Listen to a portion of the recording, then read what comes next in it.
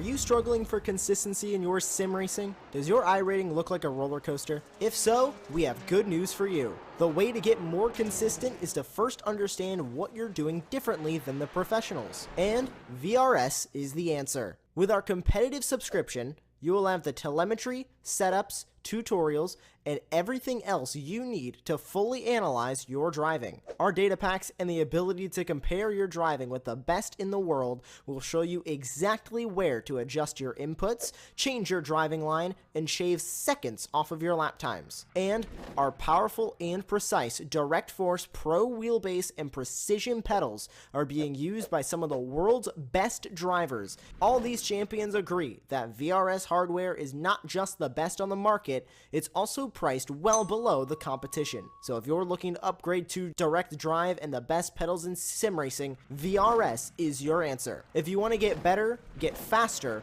and make it happen sooner rather than later, you owe it to yourself to find out why so many people are switching to VRS. You'll be so glad that you did. Visit www.virtualracingschool.com and learn why the best use VRS.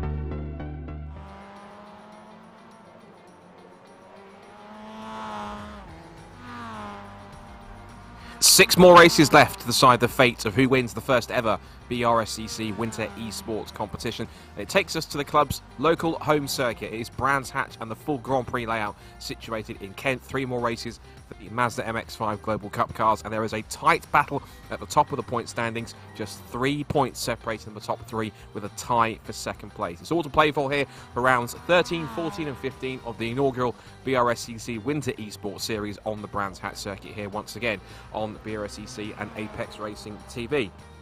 Scott Woodwis and Andy Thompson back in the commentary box again, and it's set to be another exciting evening, particularly, Andy, with the fact that Will Redford is the man who's doing the catch-up. He sits in joint second, but actually sitting in third at the moment behind John Higgins Jr. It's Mikey Doble in control at the top of the points, just 3 ahead.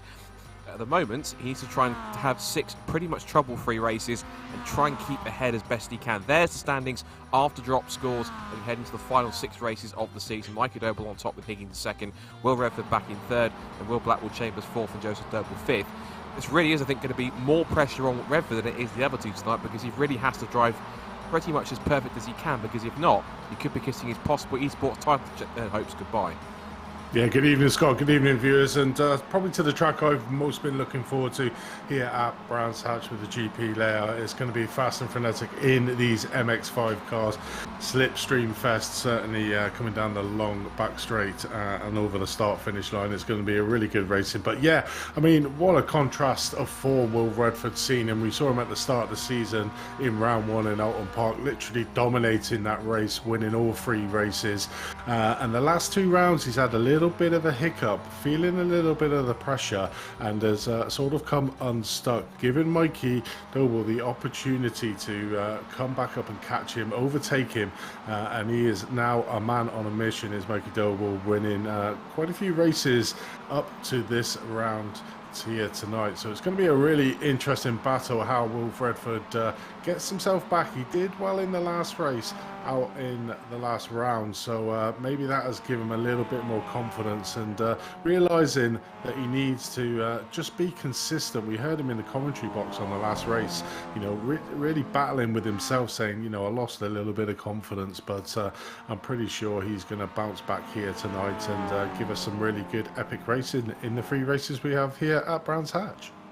Yeah, it's crazy to think that both he and Mikey Doble have won 5 races each, but Mikey's been more dominant of the man between Wellington Park and Knock Hill. Of course, Will Redford, as you mentioned, won all 3 races at Alton Park at the season opener. He then won another one at Silverstone in the middle race, and then it's taken him a further 7 races or so to actually get himself back onto the top step of the podium. And that was the third of the 3 races that took place at Knock Hill last time out. This man, of course, leads the points, which is number 88, Mikey Doble. Of course, for those who know him in real-world racing circles, you know he's also the Nankang-type BMW Compact Cup champion and also concurrently the Ginetta GT5 champion, so certainly putting all of his rear-wheel drive prowess to good use. Currently, he's a tenth and a bit off Will Redford, who is crucially on pole position with about 5 minutes of qualifying left to go. There's the man in second in points. That's John Higgins Jr. We should mention there are actually 2 John Higginses racing. There are John Higgins Jr. and we're going to call him John Higgins Sr. This is Jr. At the moment, he's currently sat second in the points, tied with Will Redford. There's number 3, which is John Higgins Sr., just running around, I think, looks like with Chris Etheridge in the #blessed car. Look at the qualifying results so far. It's a good effort so far too for Matt Kendall, third fastest, 1.5 tenths off the current pole time if we ride on board with Mikey Doble, currently second quickest as he turns in through right-hander at Westfield. Toward the curb on the exit and out towards Sheen Curve. This, of course, one of the proper old-school classic racetracks, not just in the UK, but really at least in all of Europe. It is personally one of my favourite circuits in the world. Of course, it is the local circuit, technically the home of the British Racing Sports Car Club. It used to be based here several years ago, but of course it's now moved to several areas around into its current home in Kings Hill. It's only about a 15-20 minute drive away from the BRSCC offices to head to Brands Hatch. It's always a favourite when an event takes place here, particularly when you get events such as the Formula Ford Festival that takes place here every October. So here is Mikey Doble coming across the line. He stays second. He might have improved his lap time a little bit, but stays in P2. Redford, meanwhile, is on 2 purple microsectors, so he's trying to go even quicker. He's on a little sprint to a line here. He's got 1 minute 38.899 to beat. If he can do it, the answer is no. He lost a second or so in the latter part of that lap. No, he has gone quicker, in fact. The time actually updated late. It's 1:38.819. Or Will Redford at the top of the times. He now extends his pole margin by a fraction over 2 tenths of a second. Now on board with Richard Harwood in his car, 12th fastest at the moment. He's going a little bit into a personal best. He comes up through Stirling, using all the curb on the exit. This is one of those old school circuits, Andy, where there's not really been that much change in terms of its original layout when the Grand Prix layout was conceived. There's been 1 or 2 little tweaks to corners like Bottom Bend, which is now known as Graham Hill Bend, and also some tweaks around where, you know, Sheen Curve and what was used to be called Dingledale. Now it's, of course, a couple. You start as 1 corner, then a bit of a quick chicane, now back to 1 corner again. But apart from that, most of Brands Hatch relatively unchanged. It is one of those circuits where they don't really make them like they used to anymore. It's a cliche phrase, but really in the case of Brands Hatch, they really don't. 100%. I mean, why change something that really works? I mean, it's such a great course. I mean, you've got the Paddock Hill Bend, which is a classic in motor racing. Always see a lot of incidents of cars going wide there and getting in a kitty litter. I remember going there live and actually watching a couple of the races around there and seeing some of the spectacular crashes that go down through Paddock Hill Bend. And then you've got the classic Druids coming down into Graham Hill Bend, you know, another classic set of corners here at Brands Hatch. But really good that we have got the Grand Prix layout and not using the Indy layout, because you get to see all the back end of the track. Another classic bit, you know, you were mentioning there through the Westfield Bend, a really tight section of cars, and it's going to be really critical for these Mazdas to try and maintain momentum, as what we've been saying all season, and no perfect track to do it around here. You've got some nice slow corners, but then you've really got to try to keep your momentum coming through Surtees down the long Pilgrim drop down into Hawthorne Bend and the Westfield Bend. You know, it's really vital that the drivers maintain that speed. If they get offline slightly, they could lose a lot of speed coming down that middle straight, should I say, and could see a few position changes coming down into the very fast Hawthorne Bend. And I'm expecting to see cars going side by side there, but it's going to be an absolute classic race. Really looking forward to it. And you know, the standard of racing that we've seen, obviously at Alton Park, it was quite a few of the drivers' first outing on iRacing, so trying to get used to it. And now they get into the stride. We're seeing a lot more of the mid-pack up the front fighting. We're talking about Matt Kendall, you know, wasn't really there or thereabouts around in Alton Park, but certainly in the last couple of rounds come on strong, and we can see him there in 3rd place. Not that far behind Will Redford in 1st place. Yeah, Matt was one of the particularly strong drivers that we saw last time out at Knock Hill, and as qualifying, well, he aborts that. I thought he aborted that lap. There's a bit of a glitch on the screen, but he comes across the line now. He sets a purple sort of middle microsector in that lap. He goes 1:39.244, so he doesn't actually improve his time. He stays third fastest. We did also see Steve Roberts, who is used to racing these Mazda MX-5s in real life a couple of times. He was going quite well on his lap, but he stays fourth quickest. Crossed the line, Chris Etheridge and one of the Greytreks, Callum Greytrek, crossed the line. Personal best for Callum. Chris Etheridge has been getting a little bit stronger across the season. He's currently sat in 7th fastest. He's about a second off pole. Redford is looking on a pretty strong last couple of sectors across the line, and he doesn't improve, but he's looking very consistent in his lap time. So I think possibly Will's decided to do a bit of a reset of his mindset, a bit of reset of his driving style a little bit, and just put himself back to where he should be, which is at the front of the field. And it looks as though, given his performance in qualifying, that is where he is going to start. And here is the grid. We go straight into race number 1 tonight. This is how they line up for round 13 of the BRSCC Winter Esports Series at Brands Hatch. Will Redford then starts on pole position, only 2/10 ahead of his main rival Mikey Noble in the championship, from Matt Kendall and Steve Roberts on the second row. Then Will Blackwood Chambers and the other of the 3 title contenders, John Higgins Jr., starting in 6th. An improved effort from Chris Etheridge sees him start in 7th, further ahead of Lee Brisson, then Keith Dalton and Joseph Doble, the second of the Dobles here racing tonight. And then Jack Noller and Richard Harwood rounding out the top 12 runners on the 6th row. Then it's John Higgins Sr. and Andrew Tibbs, one of our newcomers tonight, so welcome to him. Luke Herbert and Jason Greytrex on the 8th row of the grid, from Rowan Lundy and Aidan Edgar. And then the top 20 is rounded out by James Barrett and Matt Goddard. Then Harry England, our Fiesta Junior runner, from Tom Selden, and Gary Preble, one of the main men behind Silver Lake Garage Autos. Then we have Callum Greytrex in 24th, and I think a couple more cars right at the back, which is James Riley and Robert Bannister. So getting set for racing action tonight, and of course a standing start as usual. The run towards Paddock Hill Bend is always pretty tricky, and particularly, of course, we've got such a pack of 26 very competitive Mazda MX-5s here. Paddock Hill Bend, always known as one of the most daunting corners in motorsport, both real and sim. It's going to be tricky, particularly when you've got some very competitive and fired up drivers here tonight, Andy. If they're all going to be heading down towards Paddock Hill Bend, it is just as treacherous in the sim as it is in real life. 100%, and obviously got to let the tyres warm up on these cars, and the Mazda's real treacherous on this first lap. So, you know, expect some action in the midfield with cars trying to jostle for position, because that's where we always see the action in the back end of the field. So the front runners need to try and get a good start here. But over to you for the start of the race, sir. So, 3 title contenders, 3 more races tonight to decide what the fate will be and how it will look heading into the final races of the season at Laguna Seca. The safety car moves off. It looks like they're going for a rolling start, a formation lap, it looks like. So, expecting a regular standing start, but they're heading off behind the safety car on this one. So, this is going to be a chance for them to head around the Brands Hatch in the Grand Prix circuit and get some heat into the tyres and warm them up a little bit better. So, this circuit, of course, is one of the best old-school circuits. It's not one of those circuits that's used too much in club racing. It's usually sort of bigger events like British Touring Cars or British GT, but on the very lucky few occasions where we do get club racing on the Grand Prix circuit, it is quite a spectacle to behold, which is quite impressive. I wonder if possibly they've taken the decision of a rolling start, mainly because it is quite a tight and compressed and treacherous corner, as we talked about, being Paddock Hill Bend. So maybe they've taken a slightly more wise decision than rather than everyone trying to pile into Paddock at first.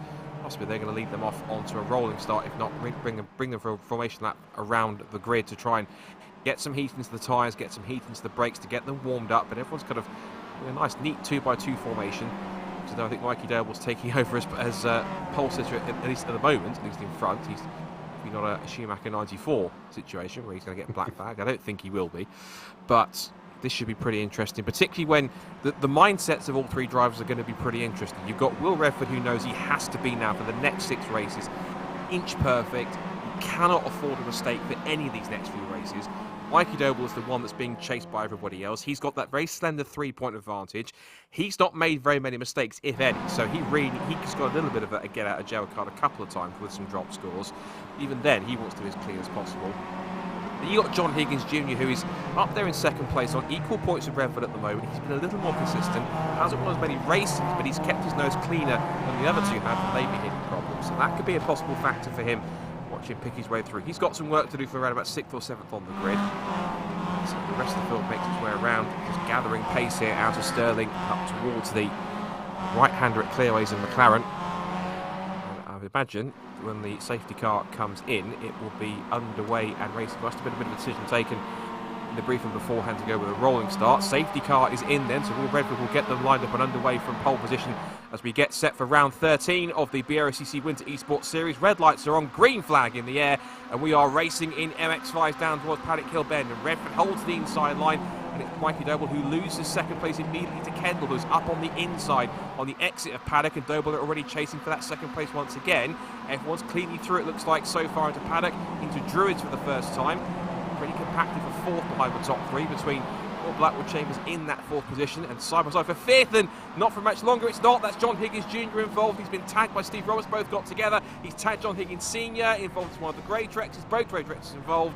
Not quite sure what the Callum grey Trex was doing there. He went straight into the side of one of the initial accident instigators. Both of the grey Trexes involved, as was also Luke Herbert. So I figured they'd got a little bit cleaner after these first couple of races, but unfortunately not into the first couple of laps. Mike Joseph Doble's also hit trouble as well in car number 11. So immediately, whilst Will Redford and Mikey Doble race up the road, John Higgins Jr., Andy, in all sorts of trouble after only 2 corners. Yeah, definitely is the worst possible start for John Higgins Jr. there. Obviously was started in 6th places, so was in a little bit of like the melee at the top end of the mid-pack. So, you know, he needed to try and keep it clean. Unfortunately, had a bit of an issue there coming out of Druids and got tagged, and literally mayhem ensued further down into the field and got hit quite a few times. So I'm pretty sure his car will be extensively damaged, and it wouldn't surprise me if we see John Higgins Jr. in there, but certainly not where he wanted to be in that title contention at the moment. But Will Redford in the perfect position, and has Matt Kendall gone up the position between himself and Mikey Doble, so this could be win-win at the moment, but still very early days, and we do know Mikey is very good at trying to overtake, and then when he finally does get in front, we've seen him heroically doing the defended job, but pretty much wants to win here tonight to try and keep that first place and give Will Redford the pressure of trying to beat him at the moment. But Will Redford is maintaining his pole position there out front. Mike Kendall in second place at 1 with Mikey Doble in third. Yeah, clean start from everywhere he needs to be. This is James Riley a bit further back. He's into 30th place. Quite a few benefactors from that first lap skirmish between several cars. Just the one that's lost it the most is John Higgins Jr. Now, he has carried on in 23rd position. 2 cars that have been in the pit lane to get themselves fast repaired. Looks like Luke Herbert and Callum Greatrex. Callum went steaming in for whatever reason down towards Graham Hill Bend, and that's what's cost him a possible race result here today. I think one of the biggest benefactors we had from that was actually Chris Etheridge. Now, here's the replay. So it's Roberts and Higgins Jr. It's Roberts moving across on Higgins Jr. and both cars go spinning. This is left backwards. He rolls back into the path with another car, into John Higgins Sr., then into Luke Herbert. And Callum Greatrex, he either just had nowhere to go and just couldn't hit his brakes in time, but straight into the side of Steve Roberts. So his car will be substantially damaged, I'd imagine. I think it looks like John Higgins Jr. might have got away with minimal damage. He probably will have some, but it might be bearable on that side. He carries on down the order. Meanwhile, this is further up. This is the replay of Callum Greatrex. This is what he saw. He's following behind one of the mid-pack cars. All kicks off in front. Let's look at his view. Now, it's not unsighted, but at the same time, you can see he's trying to brake, and his road is completely blocked with 5 cars all across the track in front of him. So, on the one hand, I can understand he's a bit sort of got nowhere to go, but at the same time, seeing it happen, I've almost thought to back off a little bit and not kind of be go piling in, because that can only make things a little bit worse. So, he's got work to do from 25th and behind, and more, but whilst that's happening, well, it's left me speechless, that did. Jack Muller gets nudged off at Druids by Lee Britton. He's almost stuck in the gravel, I think, if he's going to get going. He's realised rather than try and get going again, it's fruitless to try and continue from there, quickly fast repair it and back to the pits. Right, from this position now, it looks as though it's pretty much a slam dunk. That was all Lee Britton, but how do you see it? Yeah, it definitely is. Let's have a look at it here. Just coming up on the inside, tried to get that inside line in there. Jack Noller just tried to close it off, and unfortunately a bit of contact there. Was going very quick, Lee Britton there, up into Druids, and unfortunately Jack again has been a victim of an incident. He's had real bad fortune here tonight. I mean, we saw him at the start of the season was up the front end of the field, but seems to be going the wrong way at the moment. You can see him down there in the pits in 23rd position. Just looking further down the field. So John Higgins Jr.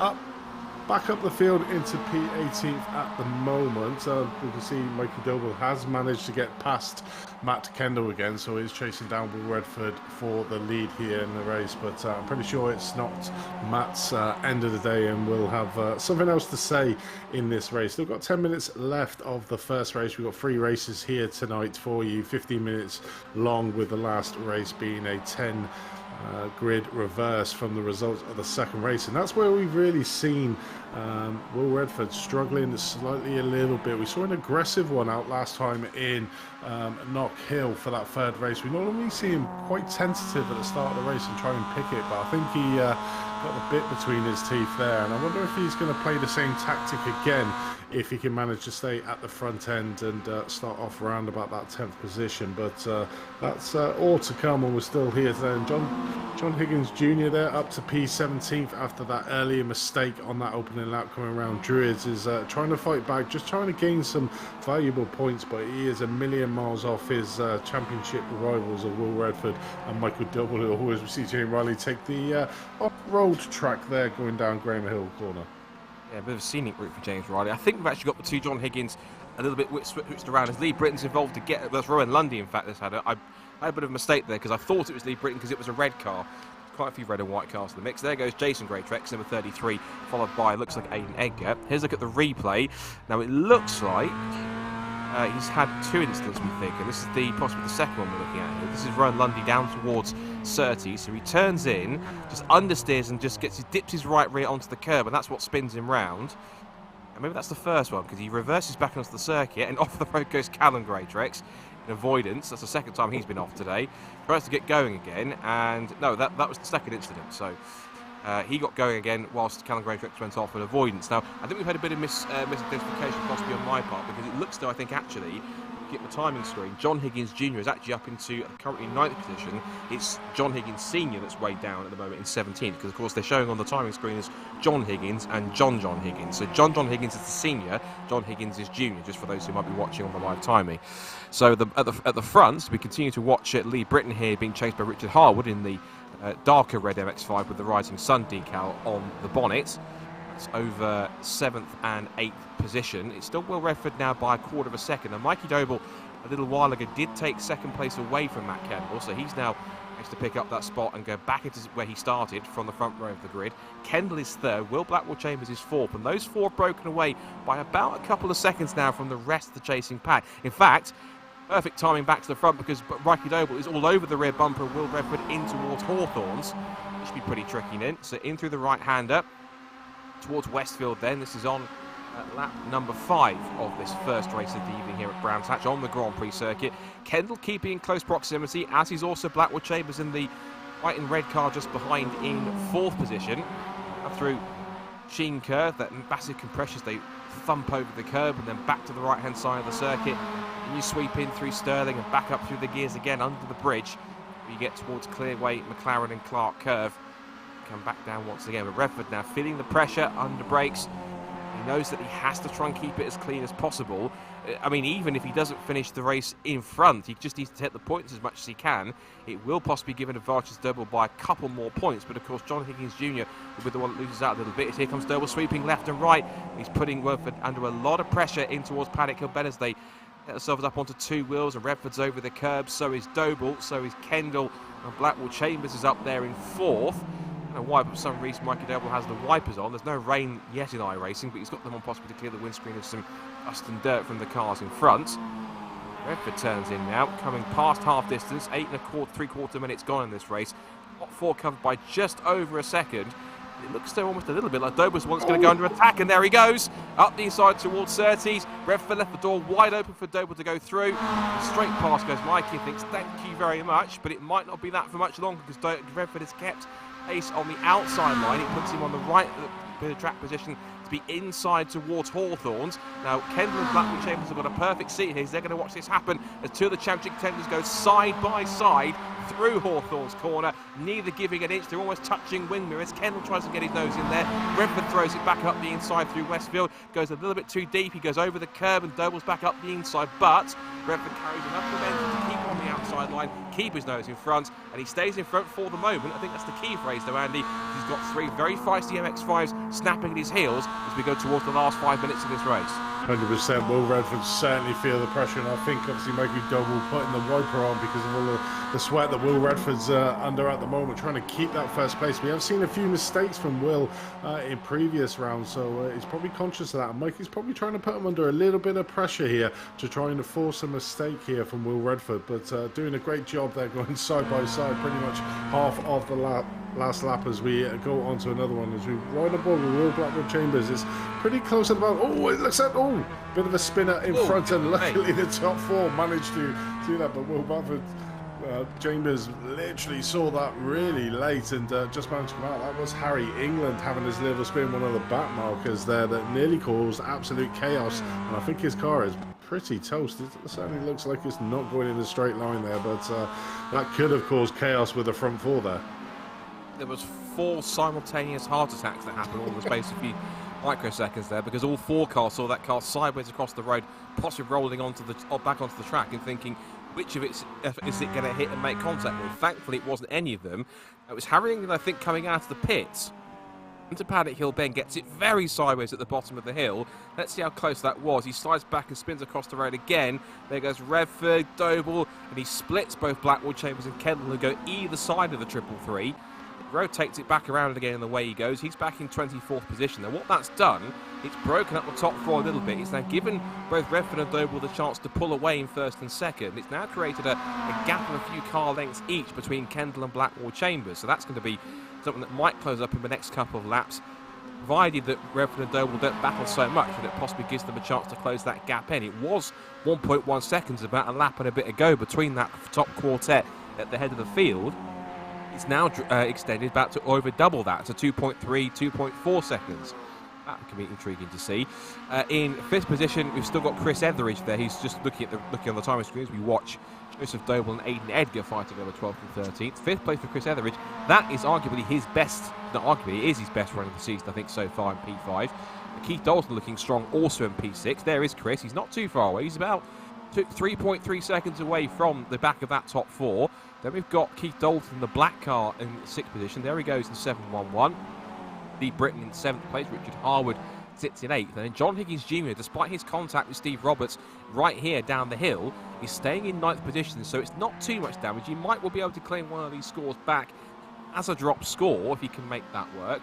And Andrew Tibbs, who I think is his first appearance racing in the Winter Series tonight, but P10 on his debut so far, that's pretty impressive. I think that the student driver on the side is possibly a bit of a joke, or a bit of a rather ironic choice of delivery, I think, because he's actually not driving like a student. He's doing pretty well.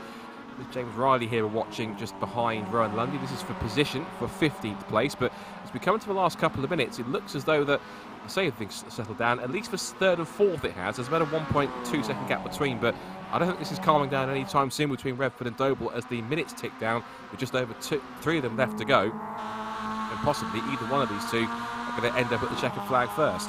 100%. They're both putting 110% here. You see the cars sliding around the corners, just trying to get that extra couple of attempts of speed out of this car coming in there. But obviously, Mikey Doble at the moment is looking at eyeing up Will Redford. He's going to have to try and make his move pretty soon. Like you said, only 2 minutes left really of this first race to go. We've seen him make a move there into Cersei's on the last couple of laps ago. We saw him, so maybe he'll make a move again there. But certainly sizing up Will Redford. These two are managing to get away at the moment from Matt Kendall in 3rd place, who will be having a little bit of a fight with Will Blackwood Chambers after that earlier incident that sort of split them up. But this gives the two main protagonists in the championship at the moment the ideal opportunity to battle it out between themselves. Will Redford at the moment on top in 1st place. Mikey Doble in 2nd place is all over the back of Will Redford's car, so we'll probably see Will going super defensive, and obviously obviously learning from the mistakes of trying to give too much space to Mikey Doble on the inside, because if you give him an inch, he will put his car right into the gap and make that opportunity as we come down into Hawthorne for probably the second to last time we're going to see this corner in the first race. But Will Redford still managing to hold out on Mikey Doble in second place at the moment. Well, that was close. We're seeing here Keith Dalton and that was Lee Britton going side by side, but he cut just back away because back towards it was very close between the top two. And here comes Doble up the inside into Sheen Curve. Redford has to give him the space, and Doble switches across and just about gets his nose in front. He quickly runs to the inside line to defend from Redford in towards Stirling Corner. It's going to be touch and go here. It might well be the checkered flag. It might well be another lap with about a few seconds to spare. It might well be last time here, down towards the right-hander at McLaren for what could be the last time. It will be the last time. And Doble going ultra-defensive. He's done this before. Redford gets the run outside. It could be a sprint to the flag here. Kendall looks to the outside. It could be a photo finish. Checkered flag is out. To be three abreast. There's contact between the top two. Cross the line they go as a threesome. And it's Mikey Doble who wins race one at Brands Hatch by 84 1/1000ths of a second. From Will Redford in second place and Matt Kendall in third. The top three covered by 0.168 of a second. And Will Blackwell Chambers rounds out the top four. Let's look at a replay of that. This is the view here from Doble, and this is back to where it started, all the way through here up at Westfield, inside at Sheen Curve. Pulls himself alongside. Redford has to squeeze him as much as he can. He can't push any more because they'll put him on the grass. So Doble gets in front, delivers his way in front. This is the view from Redford in towards Stirling. Doble braked a little bit earlier into that corner, put himself slightly off the ideal racing line. Here comes Redford on the right-hand side there. He tried the outside line because that's all he could do. Doble again using his ultra-defensive tactics to the maximum here, parking that car right on the apex. And the sprint to the line, he got a bit of a bump here, I think, from Kendall behind. There was some contact right on the line. He just there before the run to the checkered flag. Doble managed to keep his nose and his car in front to make that finish happen in what was arguably, in fact, not just one of possibly the closest finish we've had so far this season. And that certainly is a finish that will woken plenty of them up, particularly those top two, in a race that we expected to happen, and thankfully we got it. It certainly was. I mean, that was just an amazing pass there on the last lap. Had to hang it all out and put everything on the line, and manages to get it on. And then coming into the last straight to the start-finish line, pretty much Mikey was not going to give that position to Will. Just literally just tracking him across the track there, going over the start-finish line there for race number one. I mean, what a great race. Mikey just trying to get the position in there and managing to get it on the very last lap. So Will probably kicking himself, saying he left the door open there, but still another two races for Will to try and get them points back. Well, it puts them on the front row again once more, but it's the swap sides for race number two. Of course, race two grid is set by the results of race number one, and we go straight into it. So Mikey Doble then starts on pole position with Will Redford alongside him, and Matt Kendall, after finishing third, starts third for race number two, alongside Will Blackwell Chambers in fourth. Rest of that top 10 result was Chris Etheridge, who was fifth, Keith Dalton sixth, and Lee Britton seventh, Richard Harwood eighth, Andrew Tibbs as well to grab ninth in the last couple of laps. Then Jason Greatrex rounds out the top 10. Joseph Doble in 11th. He did well to recover from an early first lap spin too. He had a spin at Surtees on the opening lap, not long after the incident at Graham Hill Bend. Then we had John Higgins Jr., who will start in 12th after it looks like he dropped down a couple of places late on. Aidan Edgar is 13th and John Higgins Sr., then Rowan Lundy and James Riley. Then we have Gary Preble and Tom Selden from Robert Bannister and Matt Goddard. Then Luke Herbert, who's way back in 21st. He was one of those innocent victims in that incident in 21st. James Barrett, 22nd. Steve Roberts, who was one of the two main instigators of that, making contact. He moved across on John Higgins Jr. from our replay cameras. Harry England, who caused 4 simultaneous heart attacks between the top 4 after he spun off coming out of the pits after a fast repair down at the bottom of Paddock Hill Bend.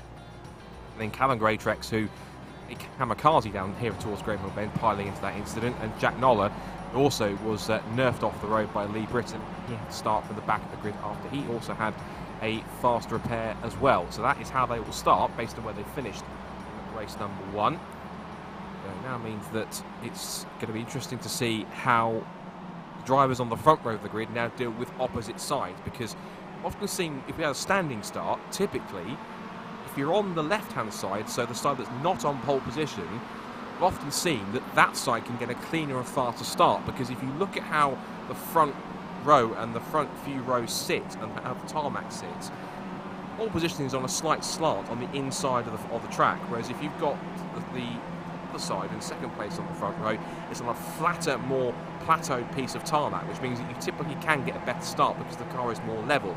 I've watched either any series that's rear-wheel drive that has a good start here at Brands Hatch, you'll see that sometimes from the left-hand side of the grid, particularly in pole position, when they get wheel spin, the car is almost fighting not to slide down the track towards the wall. It is that difficult. So it's a pretty tricky start, possibly, at least it won't be that tricky from a rolling start perspective. But of course, these guys have to try and work it out as best they can. But being on opposite sides here, just quickly, Andy, it could be either work to Doble's advantage, or Redford might get a better jump if he can catch Doble unawares down towards Paddock and do to him what Doble did to him in the last couple of laps. 100%. I think Redford as well is on the outside line, so has got the opportunity to get a faster exit speed coming around Paddock Hill Bend, so going up to Druid. So we may see a move early on in this second race, because Mikey Doble will be taking that inside line into Paddock Hill Bend, so may cut off his speed. So as we get the second race underway, let's see what happens. There's a car heading off to the pit lane, I think, which is Steve Roberts. But meanwhile, the green flag is in the air, and away we go. Race number 1, there's contact in the back already, a couple of cars involved. But Doble then from pole position takes the lead as they head into Paddock Hill Bend. There's more contact with another one of the Grey Treks involved. That's Jason Grey Treks off into the gravel at Paddock Hill Bend. He's got some work to do from way down the order. Into Druids for the first time. Doble holds pole from the lead. And then it's Will Redford in second place. Blackwell Chambers up to third. So a better start from the second row puts the number 1 car into third place ahead. Matt Kendall in the 67, the white car now down to 4th. Chris Etheridge has done a pretty decent start into 5th position. We saw their car number 4 further back in the order. Some more passing going here. Rowan Lundy up the inside of James Riley's. They head out of Surtees and now onto the Grand Prix Loop, up the hill and then down it again, down Pilgrim's Drop and towards Hawthorns for the first time. Chris Etheridge coming under attack from the red car of Lee Britton for 5th position. I think just in front of them there, Redford was trying to set up a move, possibly for the lead, to try and get an undercut here. Off the road's gone Richard Harwood on the grass as he rejoins, and Britton again not taking any prisoners. He almost elbows Etheridge out of the way. I think there wasn't any contact, but he was very close to make his point there. And once again, like it was in race 1, immediately the top 4 are breaking away as the commanding quartet out in front. It's Lee Britton behind. Meanwhile, just in the background, that is John Higgins Jr. again putting himself into all the wrong situations. Off on the grass exiting Sheen Corner, but he now slots in behind Andrew Tibbs in the number 28 machine as they head out under the bridge through Clearways and McLaren off the end of the first lap. It looks though it's Doble with the advantage, but Redford once again on his tail, with Blackwell Chambers and Kendall pulling away as the top 4 command out in front at the start of lap 2. Yeah, definitely is. Just looking further back down the field, Jack Noller has had a blistering start, literally up 10 positions from where he started out on the grid. He pretty much got that before just coming up into Druid. So a cracking start for Jack Noller after that earlier incident in race number 1, putting back at the back of the grid here, but a cracking start for him in this second race. Currently up to P16, so does have a little bit of room to go to get into the top 10, but he's certainly got himself in the right place. As we watch James Riley up 3 places into P13 in the gaggle of 4 cars here. We can sort of see between Edgar, Riley, Noller, Goddard and Bannister here, all fighting over that P13 at the moment. So you get these little pockets, and it seems to be a feature of these races. We have these little pocket battles, and certainly like you were saying at the front, it always seems to be like 4 of the cars manage to early on get away from the rest of the field. Boy, it could not be close at the front. The top 4s, they're covered by 0.7 of a second as off the road goes James Riley and Jack Nolan. Now, Riley was having a bit of a battle previously with I can't see who exactly it was he was battling with further back. Joseph Doble's got involved again in that incident, but 2 cars spearing off the road at Hawthorns.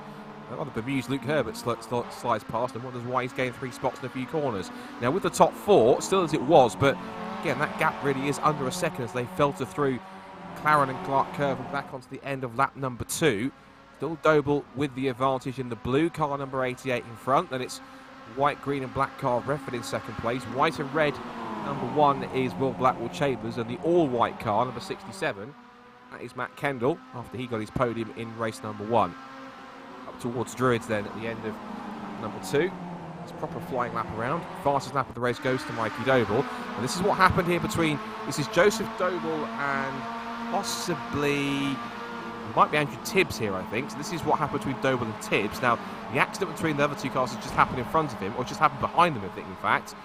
And I think Joseph Doble looked like he just was simply run out of road, not forced off the road, but simply tried to hit the outside line and stay with him, but ran out of grip and ran out of the road and off onto the grass. He went into the barrier, so he'll have some damage.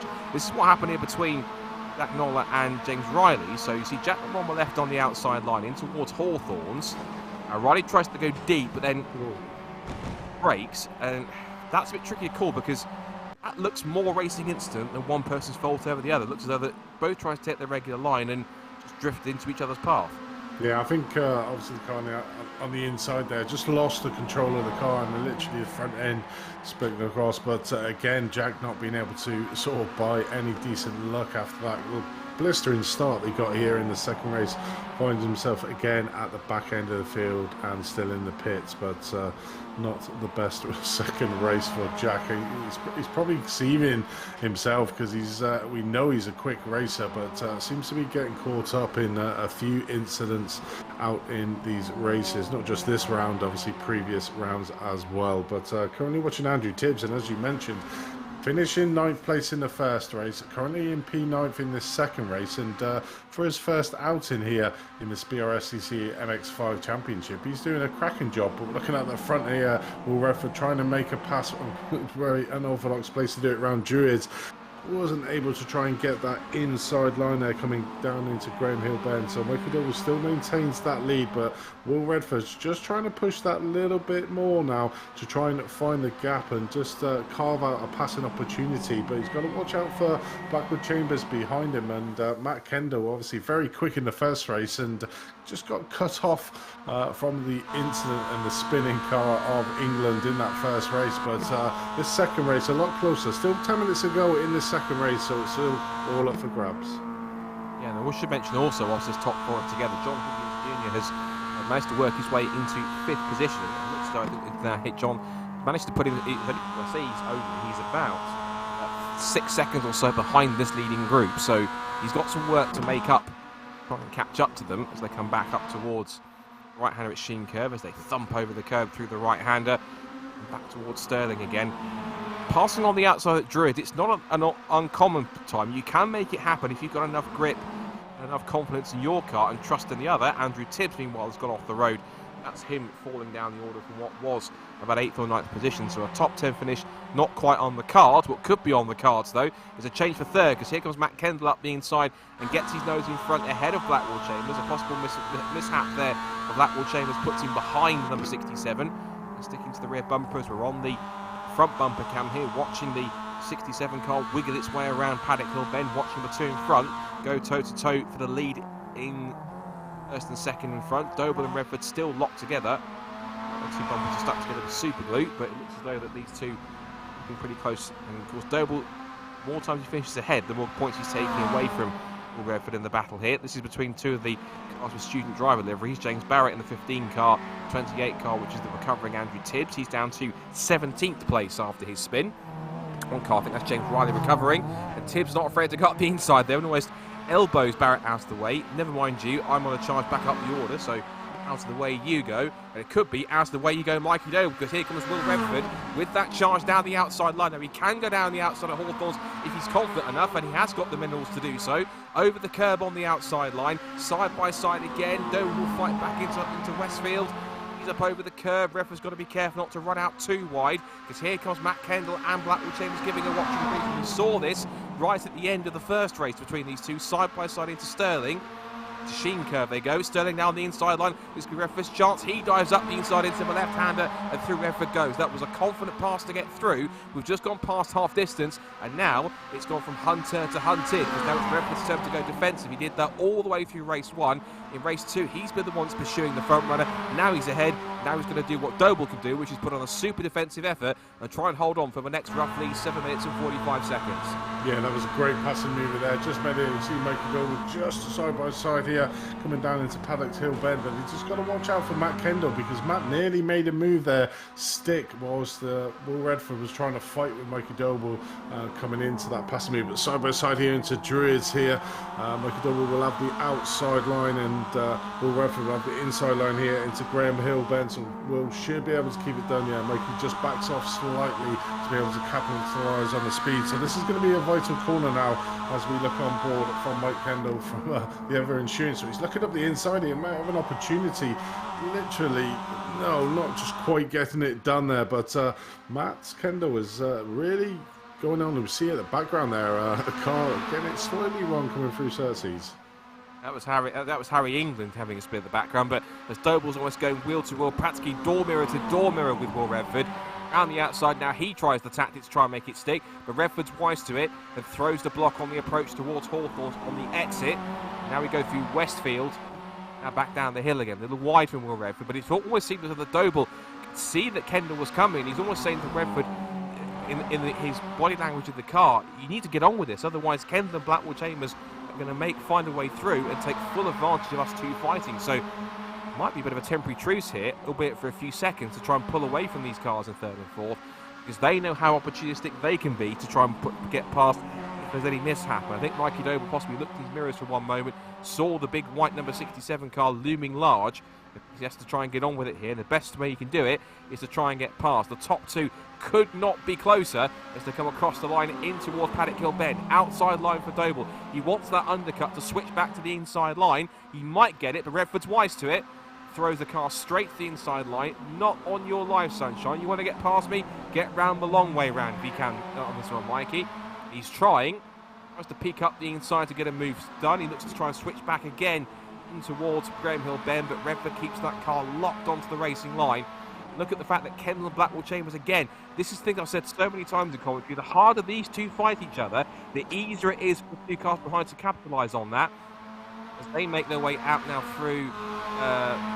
We're looking at the there they go, out towards Pilgrim's Drop. I wonder where they went for a second. Through Pilgrim's Drop and down towards Hawthorne's. This is now on lap 7, and Kendall pulling out of the draft. He's taking Blackwell Chambers with him, and Doble again looked to the outside line, but it looks as though the referee's not ready to let him have that room at all. He is staying steadfast here with less than 4 minutes to go. And really between these four, we thought the first race was close. It is even closer between them. There is only 0.8 of a second current covering the top four, and it's still not certain which one of these four will come out on top. 100%. I think Will Redford's actually trying to back up Mikey Doble into Matt Kendall, obviously doing super defensive lines, making Mikey Doble just go slightly off the line, and probably trying to give the opportunity for Matt Kendall to try and steal that second place, which will run really into Will Redford's hands, because obviously if it stays like it is now, it's status quo in the point standing as well. No points lost or gained between each of the drivers. So Will really needs to make sure that Matt Kendall can try and get the opportunity to try and steal that second place off Mikey Doble. You can see how super close the top four off. So any slight little mistake from any one of these drivers, you can sort of see there Will Redford going super defensive here into Druid. Look at Matt Kendall around the outside here. Can he get his car alongside into Graham Hill Bend? Can't quite get it at the moment, but certainly, like you were saying, with the battling out in front between Red Bull and Doble, it's given the opportunity for Matt Kendall to possibly take that second place off Mikey Doble. Will Redford's really putting his cars in great positions at the moment. Another masterclass in defensive, taking a school or a leaf out of Mikey Doble's efforts out in Donington a couple of rounds ago here. Still able to keep his car out in front, just keeping it on that apex. So Mikey Doble has not got an easy opportunity to pass, but you can see there Matt Kendall just picking his lines through here, and he might be able to steal second place off Mikey Doble. But we see Mikey just trying to get his car up on the inside, taking a little bit of grass. He has got the inside here now and might get the last move done. Is it going to be contact here coming through the back end of the circuit? Back doors banging up, and I think he might have it done here as he's got the inside line coming up here into this corner, coming down into Sterling here, and he manages to get it done, but Will's coming straight back on the inside. What a fast pace to the end, and Mikey Double has lost the position. No, sorry, Matt Kendall has lost the position to Blackpool Chambers. So Blackpool Chambers takes over third place. So there's these two battles going out on track at the moment. And Will Redford probably had his heart in his mouth there, thinking, no, not again. Still manages to keep that first place, but it's not over here at all. As we watch Blackpool Chambers left down to get out the inside here, coming down into Paddock Hill Bend, not quite getting it done, but wow, Matt Kendall, where's he come on the outside? This is looking pretty extreme. We're on to the last lap of the race now, and Kendall throwing cautions to win down the outside line. Doble makes a little bit of contact, just closing the door quite literally in his face, because all this battling now is giving the chance of Will Redford to get a couple of car lengths, a couple of tenths away. It's Kendall back into third place, past Blackwall Chambers. It really is still possible that any of these four will cross the line first as we come up towards Surtees. And Doble now has to reset and get back onto Redford's tail. They come out of Surtees onto the Grand Prix loop for the final time, and Redford now goes back to the racing line. He feels a bit more comfortable. He can now go there if he wants to, and then immediately goes back to the inside line. He's weaving this way now to try and break the toe, but he knows it's not going to work because Doble is wise to that.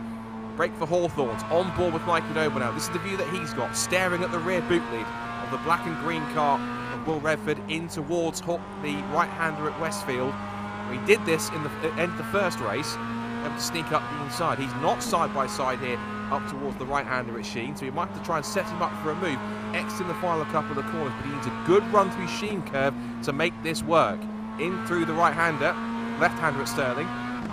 Now the sprint towards Clark Curve McLaren. If he can get a good run through here, he might get a good chance of sprinting towards the line, but it could be 1-1 for victories here as they turn him through Clearways and McLaren, and Doble's close enough to try and get a run here on towards the pit straight. It's going to be very close between the top two. Doble's going to try and make his move. He may well be side by side towards the checkered flag, but Will Redford will stay in front, and it's going to be one apiece at Brands Hatch here tonight so far in the MX-5s in the Winter Esports Series. Will Redford takes victory by a tenth of a second, so only a couple of hundredths bigger margin this time. Redford takes race number 2 from Doble in second place. Kendall is back into third place at the checkered flag.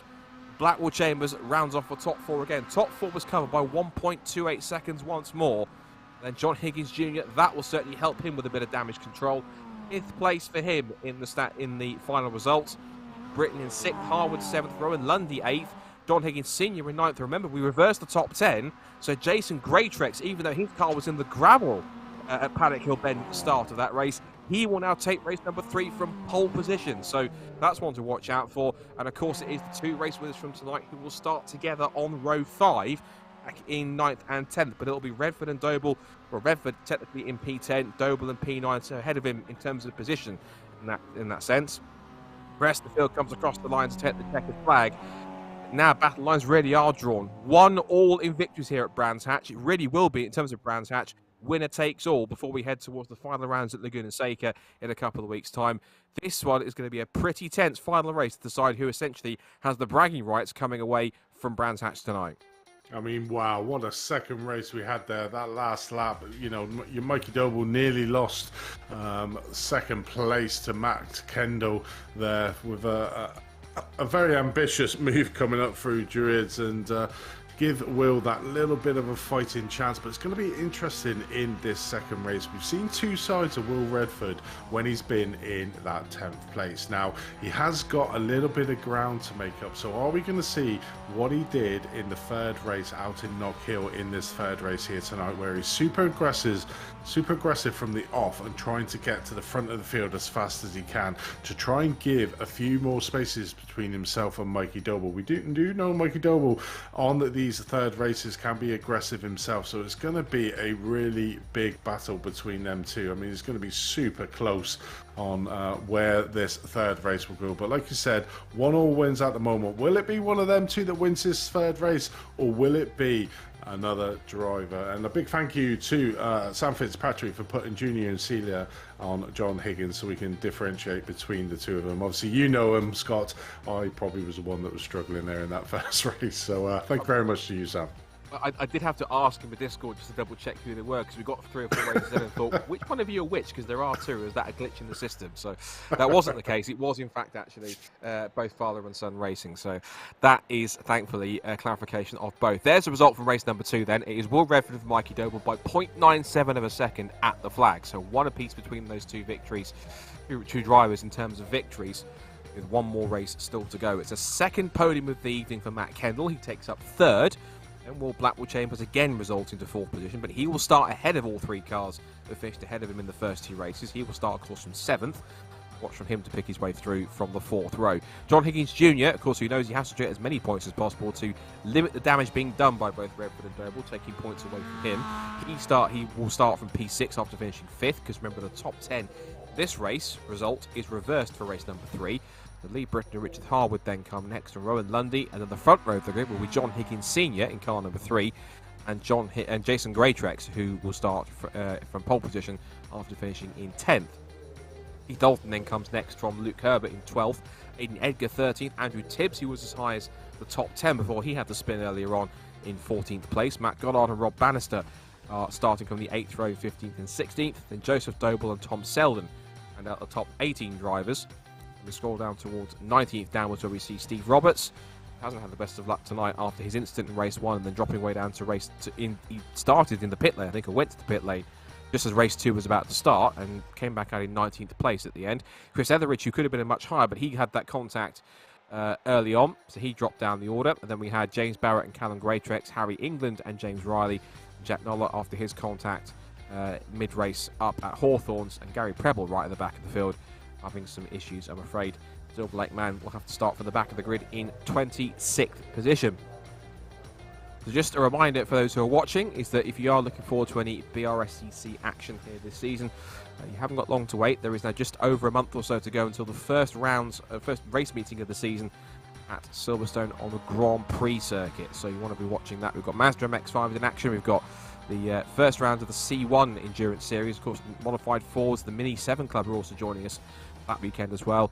I think there's a and a couple of other series I think in there too to otherwise entertain. But Club Sport Trophy are also there as well. A bumper grid set to be installed for that as well. If you want information on any of the championships and series or any of the race events that are taking place across the 2023 season, you can head to the club's website, brscc.co.uk. We still get to announce what our exact live stream schedule is set to be, but if you want to make sure that you catch all the live stream action across the season, when it's been announced and when it's ready, you can of course subscribe to the BRSCC YouTube channel if you're watching on the channel. Of course, hello to anyone that's watching on the Apex Racing TV channels, whether it's on YouTube or on Facebook as well. Thank you for tuning in. If you want to learn more about BRSCC, then you know the website brscc.co.uk for all of those details. And for any racers, of course, as well, who are watching, who are going to be racing in a BRSCC Series or Championship, just a reminder that, of course, registrations and race entries are open. So if you head to racehub.brscc.co.uk, if you're new to racing with BRSCC and you haven't done so before and haven't actually registered for an account on there, you can do so. It's completely free to register your account. You will need a racing membership to pick the correct one based on what you're racing in. And if you do have raced with us before, simply log on and you can register first as you have a valid racing membership, and then enter your race. You can enter race if you want just a £50 deposit, and you can pay the rest nearer the time when race entries are due. And it's set to be a very, very exciting season this year, with plenty of exciting championships, including Mazda MX-5s. Lots of registrations there once again. Club Sport's looking very healthy with more than, it's now, we reported it being over 90 registrations. It's now broken over 100, so that's going to be a very popular series this year. The new Audi TT Cup's looking good in terms of build kits. We've got the new Fiesta Junior Championship, which is set to have its biggest season ever. We won't see exactly how many cars just yet, but we'll keep you in suspense for that. But it will be absolutely its biggest season ever, with so much great support and brand new drivers coming in. Speaking of which, we should mention very quickly with the Fiesta Juniors, there has been a prize handed out yesterday, because there's been the Jam Sport Scholarship, which has been running over the last few weeks and few months to decide who wins a fully funded season in Fiesta Juniors. And we can say congratulations to Max Solarski, who won the Jam Sport Scholarship yesterday, which means that he will get that fully funded, or a couple of days ago, which means he will get fully funded season. So congratulations to him. So that's enough about real world action. Back to the sim racing action, and here is how the grid will line up. As we mentioned, top 10 is reversed for race number 3. So that means that Jason Greatrex then starts on pole position, as we mentioned, from John Higgins Sr. on the front row alongside him. Then Rowan Lundy and Richard Harwood on the second row from Lee Britton and John Higgins Jr. Then crucially, Will Blackwell Chambers and Matt Kendall ahead of our 2 race winners tonight, Mikey Doble and Will Redford, main rivals in the championship, starting from row 5. Then Keith Dalton and Luke Herbert come next. That's followed on the 7th row of the grid by Aidan Edgar and Andrew Tibbs, followed by Matt Goddard and Robert Bannister, Joseph Doble and Tom Selden, and then Steve Roberts starting 19th to pick his way through, and Chris Etheridge to round out the top 20, followed by James Barrett, Callum Greatrex, who's had all the bad luck tonight, and then Harry England, James Riley, also bad luck for Jack Noller starting back in 25th. And right at the back is Gary Preble of Silver Lake, the C1 series. He will start in 26th position. So one last time, the cars will head off around behind the iRacing safety car.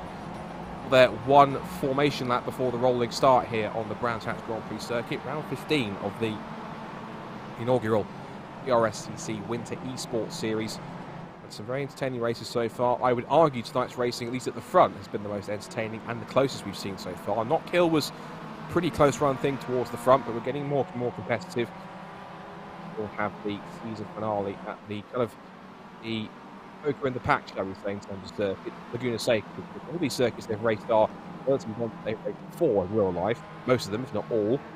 Laguna Seca and a different challenge for them. Not one they've raced very much. They're happy to have the port going over to Monterey, California. But I imagine when we get there, it will be an interesting twist in the tail. It might be a circuit that benefits some drivers more than others that might not feature too much on the British circuits, but get them onto a different circuit like Laguna Seca, it might play in their favour, possibly.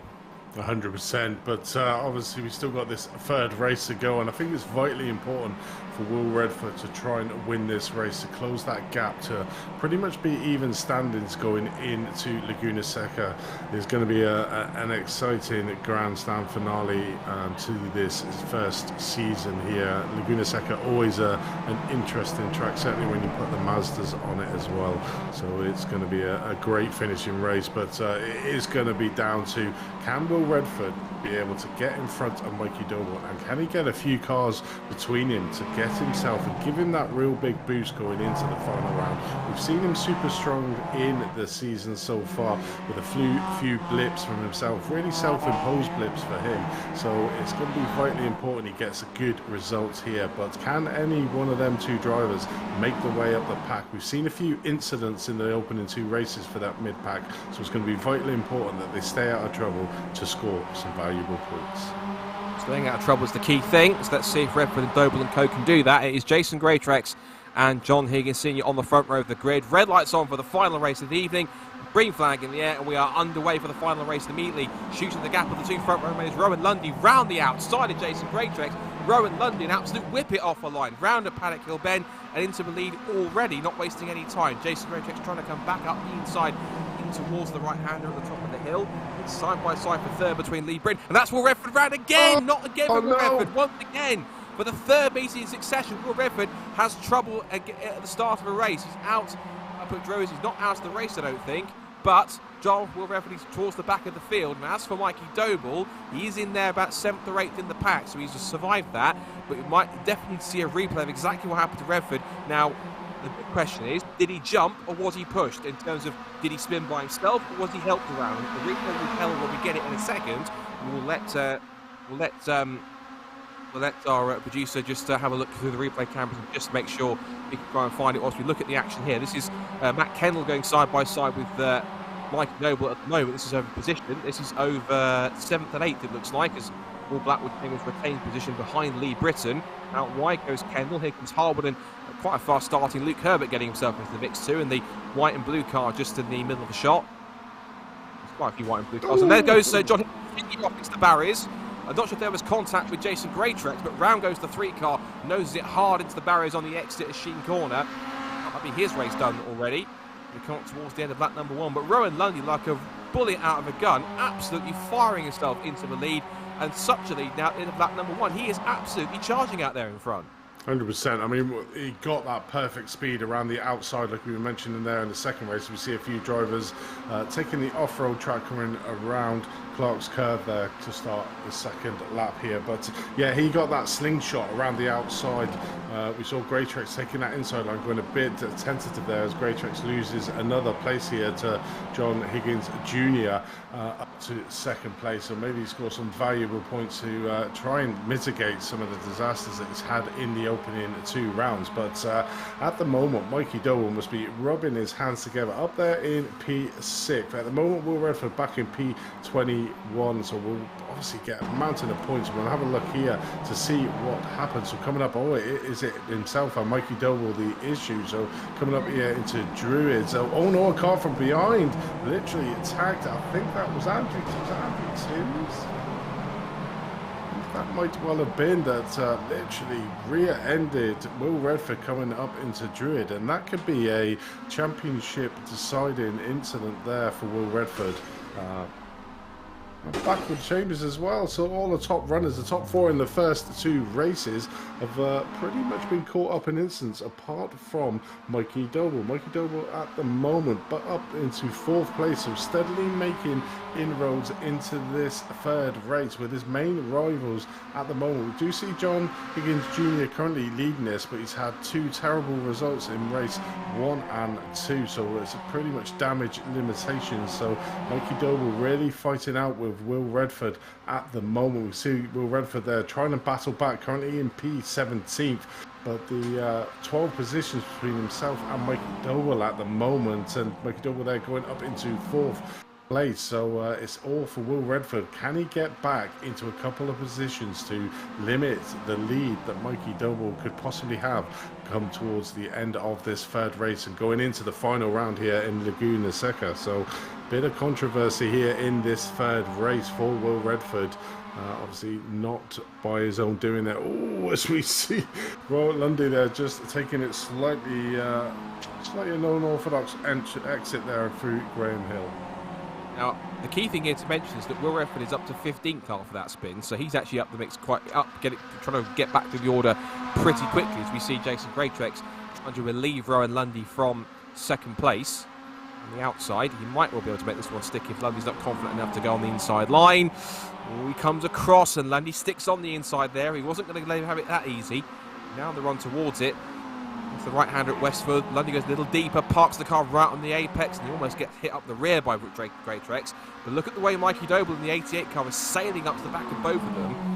Really is advantage Doble, and particular advantage John Higgins Jr., because he knows he has to try and get up the road as far as possible before Mikey Doble gets through. As for Will Redford, he's in the pack though. He's picked up a couple more places. He's up to 14th now, so charging his way through. Now we've only got towards the first third of the race. He's not that far away from the lead. Look at where he is. He's 9.5 seconds off the lead, so he needs to try and charge up and pick his way through if he can and get out of that group of cars as quick as possible to get to the next pack. You see Mikey Doble slot his way past into 3rd place. That's a move done on Jason Greytrex, who goes down to 4th. You see here, this next group, we've got Lee Britton, Joseph Doble, Richard Harwood's in there in the black and red, the red and white car. Lee Britton's off there. That's Jason Greytrex hard off into the wall. That was contact there, I think, with Matt Kendall. Either that or he was battling away with Mikey Doble behind them. But whatever happened, Jason Greytrex losing it big time into the barriers. That's another free pass taken from Will Redford. He's just at the top of shot there. He's behind Luke Herbert in 13th place now. So he's up 1 spot from where he was. No, he's up to 12th now. He's passed Luke in towards Graham Hill Bend in the background. There he is. It's the black, white and green car. You just saw the back of shot there. Meanwhile, Doble is up to 2nd place. Here is Will Redford then, trying to climb back up the order as quickly as he can. He's 2 spots away from the top 10. Will Redford, can he get a break in one of these weekends? It looked though it was pretty good. It was a 2nd in race 1, a 1st in race 2, and all of a sudden he's way down the order. We'll come back to that in a second because we've got replay footage here of Jason Greytrex. What happened here? And he hesitated on the exit of Paddock Hill Bend, and Matt Kendall, I think, to be fair to him, like he almost had nowhere to go because it took him by surprise. So it looks like for whatever reason Greytrex just didn't get any power down or didn't have the drive off the corner. Either backed off, had a bit of a slide, and possibly backed off too much, and really caught Matt Kendall unawares, and off he went. Just behind there, we can see that's Redford trying to get past. Looks like that is Goddard, I think, or Redford, or Roberts, one of the two. There's Redford, so he's now got past Goddard, so he has got through into 11th position, 1 place off the top 10, chasing after Steve Roberts. And we should mention Steve Roberts also. He started 19th and is up to 10th already. So in the first few laps, up 9 positions from where he started. It's taken him roughly 4 laps to do so. It's a pretty strong drive so far. As we watch Will Redford out in front, the gap is coming down just under 2.5 seconds now as Doble starts to chase down John Higgins Jr. for the lead and for the win.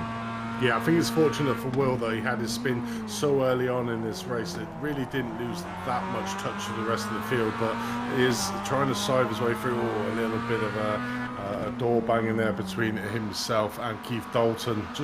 He's literally got to put everything on the line here to try and limit the points that Mikey Doble, as we see there in P2 at the moment, is managing to get his way through the field. And luckily at the moment in this third race, we haven't been seeing the big gaps that we've been seeing in the first couple of races. So the cars are pretty much stacked together. So it's a really good opportunity for Will Redford to try and get back up into the top of the field to try and limit the amount of points that Mikey Doble will have. But again, another slight incident that Will Redford has in one of these races that puts himself under a lot of pressure here to try and get up. But currently watching Ronan Lundy here having a big battle with Matt Kendall again involved at the front end of the grid. Lee Britton there taking over 4th place. Mike Kendall getting it slightly wrong there coming out of the corner, and does have Joseph Doble there at the back of the grid as Keith Dalton takes an unorthodox lines coming down into Sterling Bend, but manages to make the corner himself, but loses a lot of speed, and another 2 places possibly lost as well as we watch Jack Nolla up to P12. So made a good recovery here in the third race, and hopefully I haven't commentator cursed him up 13 places, our biggest mover in the field, up into P12 at the moment. But looking back at John Higgins Jr.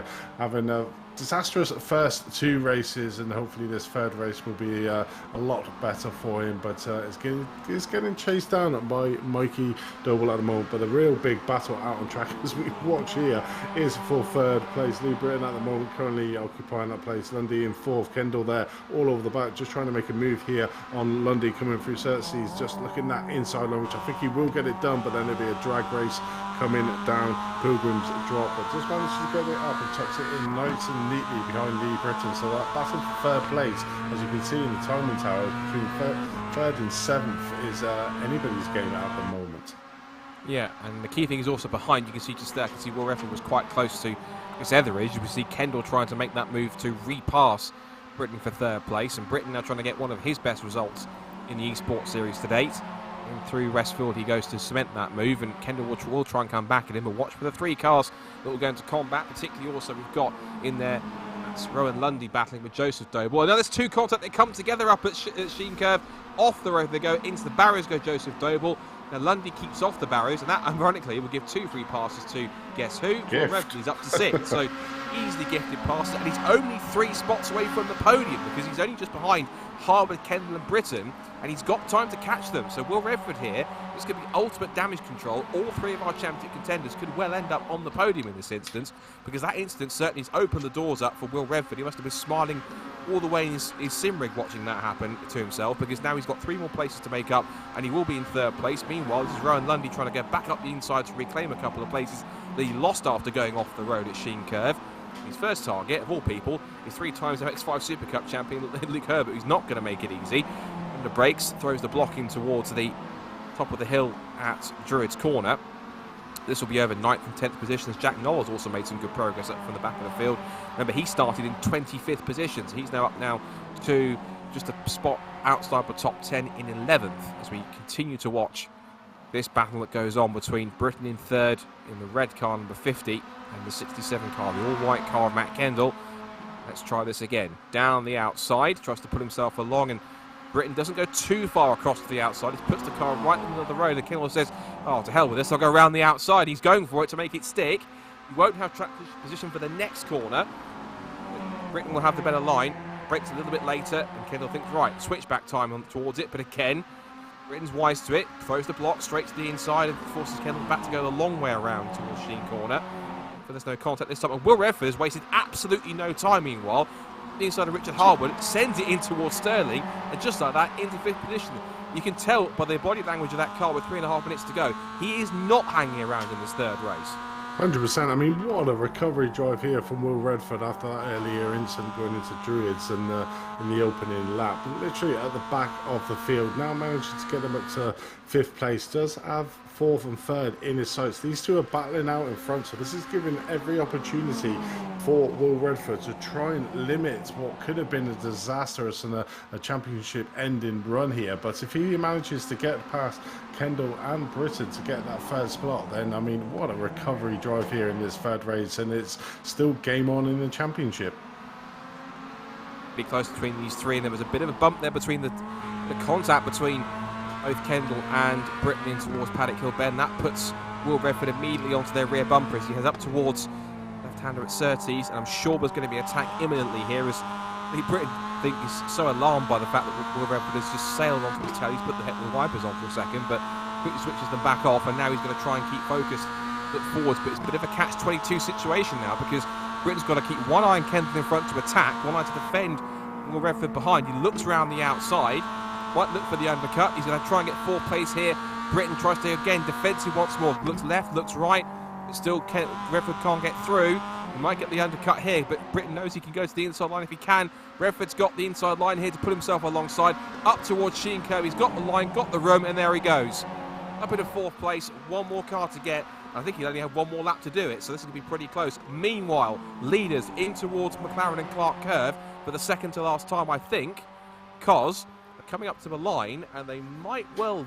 Yeah, this is going to be the last lap of the race, it will, because lap times have been around 1 minute 38s, 39s, 1 minute 40s, and we've passed across the line with 1 minute 34 to go. White flag in there you saw from the marshal on the left-hand side of the shot in the start and finish gantry. And here comes Doble up the inside line, puts 2 wheels onto the grass as Higgins Jr. does not want to give the position up easy.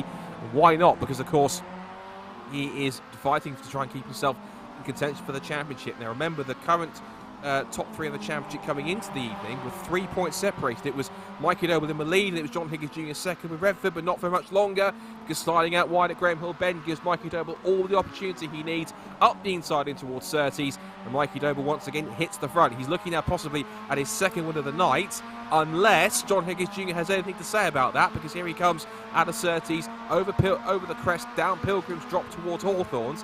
If he's confident enough, he might look for an outside pass here, out towards the right-hander. A bit later on the brakes for Doble, but Higgins is not going to give it up that easy. It stays there, and Doble gives him the room. He's not going to squeeze him out to the edge of the grass. Now down towards the right-hander. And where's he gone? He's still there around the outside. Where's he gone? So right side, I think, mate. He's still round the outside. He still doesn't give it. There's John Higgins Jr. He disappeared for a few seconds. I wonder where he went.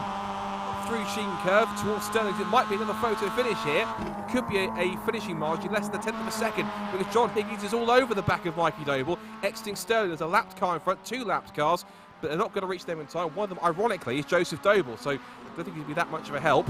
In towards the right-hander at Clark and McLaren, and John Higgins Jr. is pushing Doble out of the corner. It could be another grandstand finish. Get the cameras, and it might well be a photo finish to the line. Nose to tail up towards the flag, but Doble will win 2 out of 3 races tonight to head towards the finale at Laguna Seca as still champion leader by the looks of it. It's going to be Doble who wins, John Higgins Jr. second, and again, the finishing margin is less than a 10th of a second. 93 1,000ths of a second as the top 2 finished nose to tail, and in the run to 3rd, Will Redford could not get past Matt Kendall, so it's a perfect hat-trick of podiums for Matt Kendall. 3 podium finishes, 3 third places, which is pretty impressive for Matt in his ever-improving skill behind one of these MX-5 Cup cars. Will Redford has to settle for 4th, but then again, to recover from that first lap spin, starting from 10th as he did, and then down to, I think, 21st position at the end of lap number 1, back up to 4th, certainly has to be commended as one of the drives, not just of the evening, but of the season as well. That's a brilliant job for him to get back up through the order, but he will be absolutely kicking himself a missed opportunity, not just for a podium, but to also take more points out of both John Higgins Jr. and also Mikey Doble, who has taken 2 wins tonight to his 1 here at Brands Hatch. It's another victory, but now it's Doble who is leading in the wins tally, I think. I think it's now 7 wins to Will Redford's 6. So if points were to stay as they were, and let's say even drop scores didn't change anything, it would still be Mikey Doble, I think, if they were level on points. It would take it on count back of victories. But it is Mikey Doble who takes the victory by less than a 10th of a second from John Higgins Jr. and then Matt Kendall in 3rd. Redford 4th, Brittany 5th and 6th, and they're still battling a bit further back. This is John Higgins Sr. and Joseph Doble. So once again, it's Doble versus Higgins again, but further down the order. This time it will be Joseph Doble, who would just beat John Higgins Sr. to the line. And that was over 21st and 22nd position. But the rest of the field have come through to take the checker flag bar a couple of cars. It looks like we're still waiting for both Rowan Lundy and James Riley, unless there's a bit of a glitch in the iRacing timing. Looks like it's it. So that is completion of racing tonight. Now we'll have a couple of interviews very shortly. But here is the classification of race number 3, and it's Mikey Doble who takes the victory. He's second of the evening, and he's 7th of the season from John Higgins Jr. in second place. Matt Kendall with another podium, 3 for 3 on the third step of the rostrum. And Will Redford from 9th on the grid to 10th on the grid to a spin at Druids, down to 21st end of lap number 1, then back up to 4th in the end, 1 spot off a podium. He will be kicking himself. It's another evening where he took and had another unnecessary error that he could not afford, especially with these last races being so crucial. Lee Britton finishes 5th and Richard Harwood 6th. Steve Roberts again from the back of the grid, 19th up to 7th. That's a good drive from him. Luke Herbert 8th, Rowan Lundy 9th after leading early on from the start, and Jack Nollard 25th on the grid to 10th. Another good strong drive from towards the back of the grid into the top 10. Heath Dalston 11th, Matt Goddard 12th. Will Blackwood Chambers had a really off heat race on that third one, down to 13th. So whatever happened to him was a bit mystifying. Then it's Chris Etheridge and Gary Preble. He's driven well from 26th to 15th for the back of the grid. Aidan Edgar, James Barrett, Robert Bannister, Harry England, James Riley, Joseph Doble, John Higgins Sr., Tom Selden, Jason Greatrex, Andrew Tibbs, Callum Greatrex. Not a night for the Greatrexes to remember in esports circles, as they finished down at the back of the field. That, Andy, was probably one of the most intense nights of racing we've had since we started the esports series. There was plenty of battles at the front, lots of scrapping for the lead, for position. A few incidents, 1 or 2 pretty key ones in many cases. They got a couple of the title contenders caught up, but through it all, I think out of the 3 title contenders, the one that had the least drama all night was Mikey Doble. 2 wins in the second. That was almost practically the perfect evening he needed to stay towards the front of the field. 100%, but you've got to give it up for Will Redford. You know, he's probably kicking himself after that early incident in race number 3. After putting himself in a second and a first in the first 2 races, you know, to come from the back of the grid, to get your mindset reset, and then basically end up in 4th with an opportunity to get 3rd. You know, it was just probably a little bit of unfortunate for Will's side that Mikey Doble was able to get past John Higgins Jr. to get the race win there in race number 3. But I mean, what a fantastic race and a really good recovery, and it still keeps Will Redford in the hunt for the championship come the last round of the season at Laguna Seca, where anything can happen around that first corner. So it's still not all over for Will. Definitely not, and it will be intriguing to see what the points look like once they've been calculated after this event, to see exactly how it stands going to our final races at Laguna Seca in Monterey in a couple of weeks' time. That is an evening you will not want to miss. I'm sure it will be a fascinating 3-way shootout for the title, and we will hear from at least 2 of our title contenders very shortly. We should first of all talk to the man who has taken 2 victories tonight out of 3 and should maintain his lead in the points in the standings after an almost pretty much flawless evening of racing. That's Mikey Doble. Mikey, 2 wins in the second. Almost a perfect evening, but that's exactly what you needed. I think out of the 3 title contenders, I think you kept the coolest head whilst both Will and John lost theirs at certain points. That looked like it was a pretty fun but also key evening of racing to keep yourself on the hunt for the championship. Yeah, it always seems to be race 2 that lets me down for some reason, but no, it was almost a perfect evening. Like you say, highest scoring person of the evening and outscored my 2 championship rivals critically. So yeah, I was going for the 3 wins, but it puts me in a good position going into Laguna Seca. However, it's far from over. It could still turn on its head within 1 race, so yeah, it's not a comfortable cushion yet. But nonetheless, in terms of the racing that we did have, that must have been 3 of the most fun races that we've had, at least to commentate and watch all season. From where you were behind the wheel from all those 3 races, that must have been 3 of the best races that you've had all year. And it seems that Brands Hatch is one of those circuits where I'm sure from your experience, particularly on this layout circuit, on circuits like the Brands Hatch GP circuit in cars like Ginettas, this circuit lends itself to fantastic racing, and it seemed to play its part tonight in what was 3 immense races towards the front where you had to battle your way through. Yeah, I think Brands is always notorious for putting on good racing, especially in cars like this sort of size. They suit the track quite well. Very flowing, very fast, not much room for error. And it just means the racing's close. Yeah, you can defend round Brands. You have got a fighting chance, but equally, you know, you can you can put some daring moves out there to go around the outside of people and try and make it work. And you need two to tango really round here. And I think me and Will displayed in races 1 and 2 how you can race hard but fair for half an hour's of racing, where we was side by side at points for virtually half a lap. Did you see on the screen in race number 3, there was a bit of an incident where we saw John Higgins Sr. go off into the barriers practically in front of you. Was your heart in your mouth there for a second, thinking, please don't come across the track in front of me and ruin my race already? Yeah, I mean, I'm expecting to avoid some accidents coming through the pack on a reverse grid race. Just always happens, and I think sometimes this year it's caught Will out a few times, maybe trying to be a bit aggressive on lap 1, and I've just tried to sit back and just let the race come to me. You know, they're going to make mistakes. If I see try and spot the accident occurring before it actually happens, so you can actually take some proper evasive actions and step on the brakes where need to and pick your line. And yeah, that was a close one, but there was just a Mazda's width to get through, and I managed to secure that. So excellent stuff on the avoidance of that. So Laguna Seca then beckons. Of course, it looks like it's almost certain it's going to be you, Will and John that will go at it for the title in those last 3 races. Of course, it's not a regular circuit anyone races in this series, but of course it's something that I'm sure plenty will be practicing to get used to it. Obviously everyone wants to go for the title, but what is the strategy going into Laguna Seca? Is it just drive as hard as possible and whatever comes, or have you got a particular strategy in mind to try and get yourself towards the front as quickly as possible as a particular way you're going to drive the races? What is the mindset? What's the thinking going into that final round, apart from the obvious, which is, win the championship? I think Laguna Seca is quite technical, probably a little bit more technical than brands in these cars, so it probably lend itself to, if you have got a little bit of pace over someone else, you can maybe pull away without them keeping up in the draft. So I think it's going to be majorly important to qualify well. I'm going to try and qualify off on pole, if not front row at worst, and try and get out the first couple of corners or the first lap ahead of the pack, because there are some bottleneck points around Laguna Seca, and you can't take the whole lap side by side. So I think with the mayhem that's going to be going on behind, if you can qualify well, you should be able to make a bit of a breakaway. So yeah, attack race 1 as hard as I can, try and get the win, and then if I have got a points gap that I can manage, then just try and do enough without putting myself in any danger. But all in all, try not to change too much what I'm doing. Well, whatever you're doing is working, because of course you think that those results should keep you at the top of the points, but we'll see how Will calculates them at the end after the meeting. But the racing you put on for the results that you've got, well done, and of course we'll see in a couple of weeks for the all-important finale. So I'm sure that you'll put plenty of practice in, and we'll see you virtually in California to see how it all plays out. But for tonight, well done, and we'll see you next time. Thank you very much, looking forward to it. Great stuff. So Mike Adair with a double race winner. Let's have a chat to the man who took the other race victory tonight, but I'm sure could have done with winning all 3 races tonight, particularly after what happened in race number 3.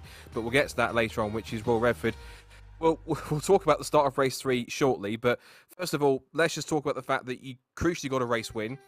Just missed out on it in the first one and that one, but those were 2 results that ultimately, as we've talked about more than once, it's almost a boring conversation to have in some cases, but again, these last 6 races, I know that the mindset was you need to make every single point count. At the very least, in races 1 and 2 very strong results to keep you in the hunt going to Laguna Seca. Yeah, 1 and 2 were good. That's right where I want to be. Obviously, if I'm 1 place in front or 1 place behind Mikey, then that's okay, especially after, claiming pole position and fastest laps. If I only finish 1 place behind him and I've got both of them, then I score more than them. So race 1 was good. I wasn't too upset about losing P1. Obviously, it would have been nice to have it. Race 2 again, brilliant race with Mikey. I know it's probably good watching, but I just want to say that big shout out to Mikey for leaving me room in places. There's plenty of times where he could have just doored me off, put me on the grass, but he's got a lot of respect. And I got a lot of respect for him back. So I want to say thank you to Mikey for being able to race each other. It's been good fun. Race 3, I was hoping for more of the same, but unfortunately I got, spun round in turn 2, right to the back, but I managed to bring it back as much as I could, and I very nearly got a podium out of it, but, it is what it is. I've still got some bonus points, and it could be a lot worse, but it would have been nice to, maybe be ahead on points going into the last round. Yeah, we're just seeing on the screen here exactly what happened, because we didn't caught the tail end of it when you were spinning. It looks like you got tagged behind by Andrew Tibbs seemed to outbreak himself a little bit, and round you went towards the back of the field through obviously no fault of your own. It's been one of the situations where, unfortunately, you've which every single time through no fault of your own, where you've kind of had that situation where you've been caught up in somebody else's accident or somebody else's spin or trying to avoid something, which has cost you the points that you need. So ultimately now, and I know you don't need me to tell you, but of course, going to the Laguna Seca, it really is going to be a case of literally every single result point has to count. So aside of just keeping on Mikey's tail and hoping to try and make a move where it's possible, is the strategy going to the Laguna Seca just keeping it as clear as possible, going at the pace you know you can go, and what will be will be? Is that the mindset you're going to take into it? Yeah, I mean that is the mindset I brought into this round. This round was, I think the last couple of rounds I've maybe been a little, I wouldn't say lazy, but a bit complacent. I was sort of just turning up for maybe some fun. Whereas now, I want to win, so I put a lot more effort in this time into, making sure that I'd be up there. I'd figured out qualifying. I was on pole by nearly 3 temps. So, my mindset going into these last 2 rounds is a lot better. But again, I've got unlucky with stuff, and I won't be the first person to get lucky stuff like that. I won't be the last. I know Mikey's probably had it in the past in the stuff he's raced in, but he's pretty good at not getting anything happen to him at the moment. But yeah, the mindset is just, I've got to go for as many points as I can. I think it might be a little bit more elbows out at the last round, but we'll see what happens. You never know. Maybe Mikey will get taken out, and then it's sort of reverse the script on it. But we'll see what happens. Sounded rather almost, didn't it? Kind of hoping he's taken out.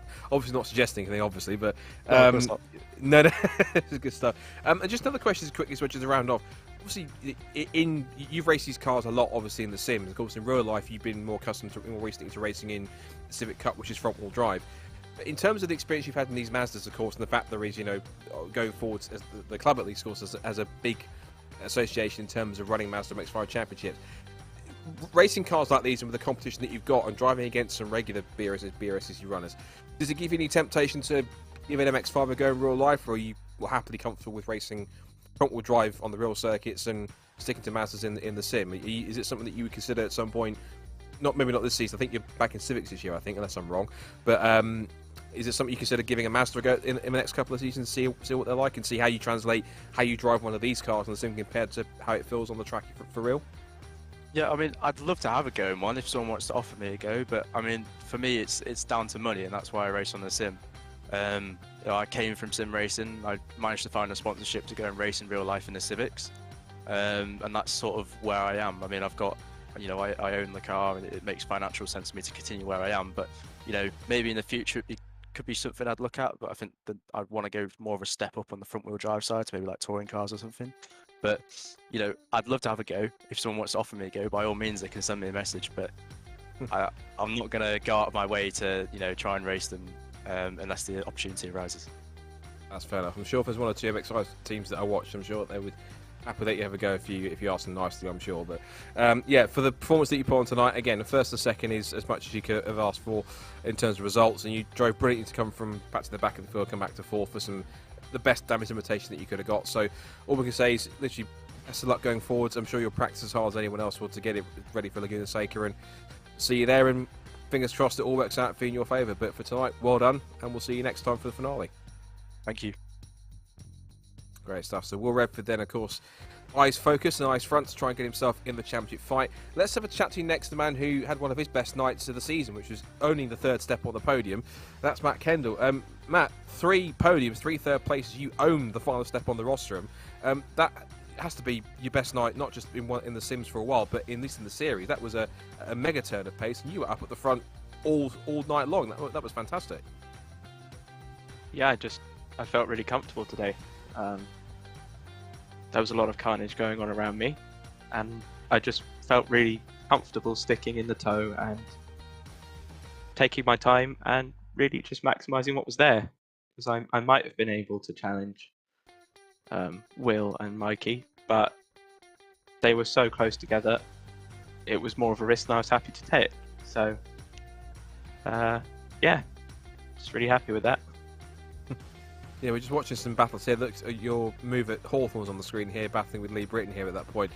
It looked as though that you were pretty content in terms of running with the front runners, and you're one of the drivers you noticed over the series, which has gained a lot in terms of pace and confidence in the car, and how competitive you've been compared to the start of the season when you were sort of moving up and getting to grips with it. that must be pleasing to see your progress coming from where you were at the start of the season at Alton Park to be up there now, fighting with some of the fastest guys out there on the grid and being up there in contention for podiums and for the win.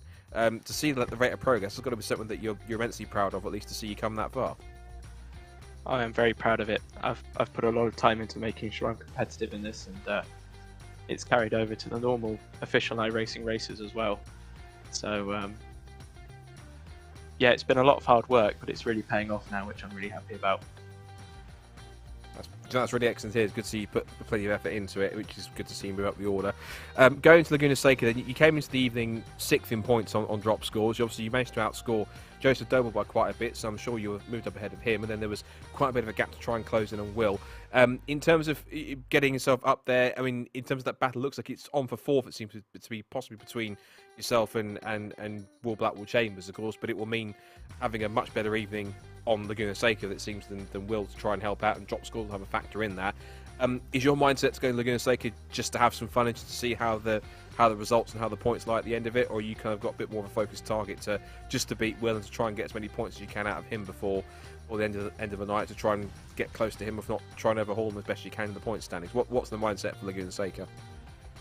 Well, 4th would be lovely, but being realistic, something pretty strange would have to happen in order to pull it off. So I think my mindset going to Laguna Seca will probably just be to maximise what's there and have a bit of fun racing with this field one last time before we all go back racing for real. Everyone's everyone's itching to get going once again. So hopefully it seems there that this at least has satisfied some people's taste, including yourselves. Listen, fantastic night tonight. I think that's been your best night of the series so far. 3 third places. All the best for Laguna Seca, and we'll see if you can go the couple of steps higher. And I'm sure you'll be mixing it with the championship contenders, whether you're in contention for that or not. I'm sure you'll have a great night. So well done. Get yourself practicing. I know you will, and we'll see you in a couple of weeks. Thanks. Yeah, thanks. Great stuff. Thank you, Matt, and excellent stuff from him. And the last person we'll speak to is the man who you might well try and overhaul in the points of 4, but he's got quite a bit of a cushion already, but had a bit of an up and down night, but was towards the front most of the night. That's Will Blackwell Chambers. Will, up in the front running group, we picked up 2 4th places, and then we can talk about what happened in race 3 in a minute in terms of finishing as far down as you did, but on the whole, back with the front running group, not quite on the podium, but still, pace looked good, and hopefully you're quite confident with most of that performance tonight. Yeah, happy with the pace, happy with the car, was doing what I wanted it to when it turned. Happy with the results until the 3rd one. That was just some bad luck, really. I saw Lee was going wide, I gave him space, he came back on, and he hit me. And then we went off, and that was that. We've possibly got it on screen here, just watching it, just side by side with Jason, I think. And it looked as though kind of like Lee was kind of leaving the door open to try and hold the outside line alongside Jason, and then possibly just...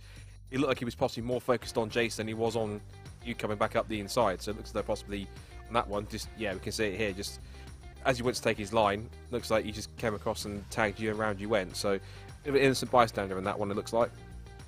Yeah, it's life. I'm not too fussed about it. It's a shame. We were having a good evening until then. We were driving back through, but you know, it's racing. Stuff happens. The only downside is I'm a little bit out of lap timing, so out of drop rounds, so it'll hurt the points a bit. So that's why we sort of stuck with it and sort of tried to get back through. So fairly happy with the recovery. Don't think there was much more I could have done there. So no, yeah, overall good evening. It's nice to see the series. You know, we're coming towards sort of the back end of it now, and we're still seeing strong grids, so that's really positive. So yeah, I think it's going well. Yeah, it seems to be going very well, of course, because we've got one more to go, and it's the joker in the pack in terms of circuits that we picked. It's the non-UK circuit. We threw it in a bit of an extra sort of performance level, in some cases, so to speak, in Laguna Seca. It looks as though, given the results, that it's going to be... You might be out of reach of the top 3, but it looks as though it's going to be basically possibly between yourself and Matt Kendall for 4th place, because Matt scored some very good results on like getting 3 third places, and you got a 4th, 2 4ths, and a bit further down the pack after you spin. So... kind of similar question to what I asked Matt. Is the mentality to try and defend that 4th place, or are you just going there just to enjoy the evening's racing, enjoy Laguna Seca, and wherever the results fall is wherever they fall? What's the mindset for the final round? Well, I might put a little bit more practice in. Unfortunately, or fortunately, I've been doing the Daytona 24-hour race, which is a couple of weeks ago in the LMDH class. So that car, very quick, lots of downforce, slick tyres. it's been quite a big adjustment coming back to an MX-5, which is one of the slowest cars on the service. So I've been really struggling with that, to be honest. I've only started practicing on Tuesday night, Monday night. So yeah, 3 nights practice was a bit of a readjustment. So maybe a bit of practice around Laguna Seca, and we'll find a bit more time. But yeah, I think, you know, we can keep up with Matt. I reckon I can give him a good race, and we'll see what comes of it. At the end of the day, I must admit, as the series organizer, you do have to be a bit careful. You want to make sure everyone has a good time. So I've got to make sure I don't have any contact with Matt. So clean racing, have some fun, and see where we end up, really. Stuff. I will make a recommendation if we do Mazdas again at some point in the future for circuits for the away circuit from the UK ones. As good as Laguna Seca is, based on how they finished the last couple of years, you need to do Daytona Road Course, because they put on some really good racing in the real MX-5 Cup over in the US, and I think that would be quite a fun one to see, particularly when you've got them on the banking and through the road course section. So, possible suggestion for the for future MX-5 series if and when we do one. But on the whole, I think you've again a pretty clean night of racing so far, apart from the little skirmish that you had. Yeah, I think it should be a pretty good ending to the series coming up at Laguna Seca in a couple of weeks. I'm sure it'll be big fun. A circuit which obviously no one's raced in real life in this series, as far as I'm aware. But everyone will be practicing hard to try and get, and it might be a bit of a performance level for some if they can try and pick up some of the nuances which some others might not. But yeah, I think on the whole, a decent night's racing for yourself, and I'm sure you'll put as much effort as anyone else to come away with a stronger position in the championship as anyone else at the end of the evening. But well done tonight, and we'll see you all fighting fit and ready for the last rounds in a couple of weeks. Cheers. Have a good one. Great stuff. So that is our drivers, last of our drivers that we've had a chat to tonight. Andy, just to round off with your final thoughts, definitely the most competitive in terms of the front runners amongst each other at the top of the field in terms of battles. Advantage Doble going into the final rounds at Laguna Seca, 2 wins, Will Redford's 1. Will, of course, was the innocent bystander in an incident that wasn't his fault, because of course we saw on the street there it was a tag from behind at the hairpin which sent him round, but he battled back up to 4th. Now, of course, we've got these final rounds. Each of those drivers is taking a very different mentality into it, because we don't know what John Higgins Jr.'s mentality is. We didn't speak to him because he wasn't available to have a chat to. But in terms of those drivers that we spoke to, they're each looking at it with a mixture of knowing what they've got to do to try and get the points they need, but at the same time, just to try and enjoy it. And so, different mindsets for each driver compared to their own situation should make it very intriguing when we get on track for the final rounds coming up in a couple of weeks. 100%. I mean, it's down to Mikey Doble to lose. He's in the driving seat now. He knows what he needs to do. He just needs to stay by Will Redford. But that comes with his added pressure as well. You know, he needs to perform. He needs to make sure. So, you know, it adds that extra level of pressure to Mikey Doble, knowing that, you know, one little mistake could open the opportunity to Will. Now, Will's probably in another, like you said, in a different mindset, is that he knows what he needs to do. He needs to beat Mikey Doble in every single race. So he's going to be, and I think we might see a very different approach from Will Redford. The first 2 races, we always know he's going to be up there fighting at the front with Mikey Doble, but it's going to be that 3rd race, and I think the championship will come down to that 3rd race, is how aggressive does Will want to be, and how much is Mikey Doble willing to do. But then you have the outsider at the moment that didn't have the best round tonight, John Higgins Jr., in the first 2 races, really probably lost a little bit of momentum and ground to the front 2 runners, but still got an outside chance. So it's never over till that last finishing flag in Laguna Seca in 3 races time. So it's going to be an intriguing end to the season. It's been a fantastic season in its entirety. You know, six rounds, 3 races in each, and you can just see how much the level of racing has improved since round 1 in Oulton Park. So overall, for every single driver, it's been a win-win for them, and really looking forward to that last round. Yep, so am I, and I'm certain so will everybody else that's competing in that one. If you want to see how the championship battle lies in the final evening of racing, the BRSCC Winter Esports Series at Laguna Seca, this time in 2 weeks, February 23rd, 7:45. It will be live on the BRSCC YouTube channel and Facebook, as well as it will be on Apex Racing TV, so you do not want to miss it.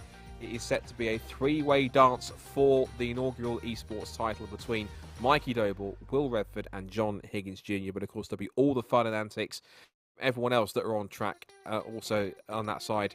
I'm sure that everyone will be pushing as hard as possible to try and come out on top. It's going to be a very entertaining, very intriguing, potentially very tense evening of sim racing. So you comes away with the first ever BRSCC eSports title. That was another excellent evening of racing from the MX-5s here tonight at Brands Hatch. Thanks to Lee and to Alan, of course, and to Andy for all their efforts helping out tonight. Thank you, of course, to the supporting sponsors, so Nankang Tyres, to All Blackwood Chambers Racing for helping out on that one, for Sim1 Racing Simulators, also, of course, to iRacing, to Apex Racing TV for their broadcaster support, and also to Run Your Fleet, who's the main club sponsor and partner for BRSCC as well. And please be sure to tune in.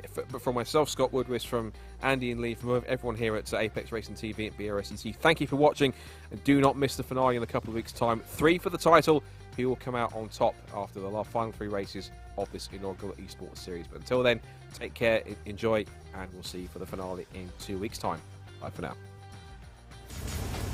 Are you struggling for consistency in your sim racing? Does your iRating look like a roller coaster? If so, we have good news for you. The way to get more consistent is to first understand what you're doing differently than the professionals. And VRS is the answer. With our competitive subscription, you will have the telemetry, setups, tutorials, and everything else you need to fully analyze your driving. Our data packs and the ability to compare your driving with the best in the world will show you exactly where to adjust your inputs, change your driving line, and shave seconds off of your lap times. And our powerful and precise Direct Force Pro wheelbase and precision pedals are being used by some of the world's best drivers. All these champions agree that VRS hardware is not just the best on the market, it's also priced well below the competition. So if you're looking to upgrade to direct drive and the best pedals in sim racing, VRS is your answer. If you want to get better, get faster, and make it happen sooner rather than later, you owe it to yourself to find out why so many people are switching to VRS. You'll be so glad that you did. Visit www.virtualracingschool.com and learn why the best use VRS.